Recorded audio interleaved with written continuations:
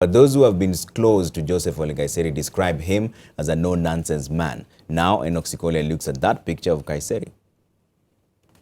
He walked and lived the life of a general, whether as a CS or an MP. Nkaissery depicted in all mannerism the character of his professional career, a retired Major General. Indeed, Ole Nkaissery was a no-nonsense man. You can run, but you can't hide.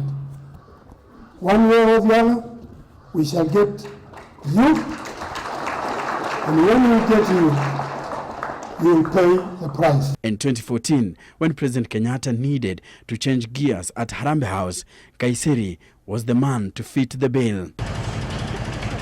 Things were out of order in the security docket, with Al-Shabaab turning the country into a playground.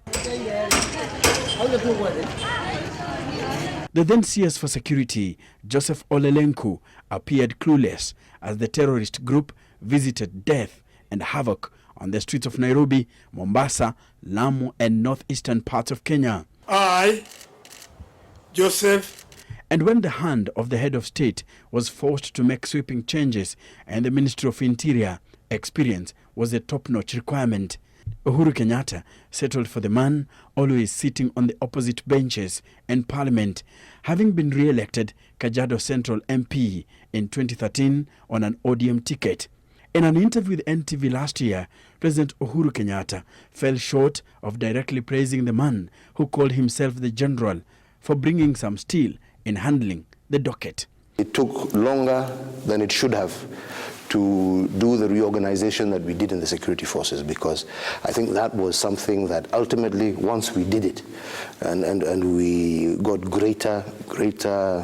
new team and greater cooperation, yeah, amongst the security actors, that has resulted in us now seeing the kind of positive impact in terms of improved levels of security and our ability to deal with terrorism and other such issues.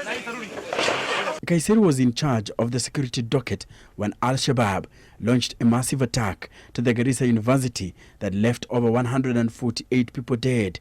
The former army man promised to tackle terror. Recently, National Assembly Deputy Speaker Dr. Joyce Laboso told NTV that even though attacks were still being witnessed in the northeastern Kenya, Nkaissery had redirected Kenya's security operations. Well, we haven't had, as many and as, vicious attacks as we had at the beginning. So on the line of security, I think there is quite some improvement. Of course, that's not to say it is perfect, because of course that we are still had even some attack even in the last day or two. Correct. Even today again we've had something in Liboi. So it's not over yet, but it is significantly improved. Nkaissery served as an assistant minister in the Grand Coalition government and was instrumental in the decision that saw Kenya Defence Forces cross to Somalia in Operation Linda Nchi that was commandeered by the then President Mwai Kibaki. Enock Sikolia, NTV.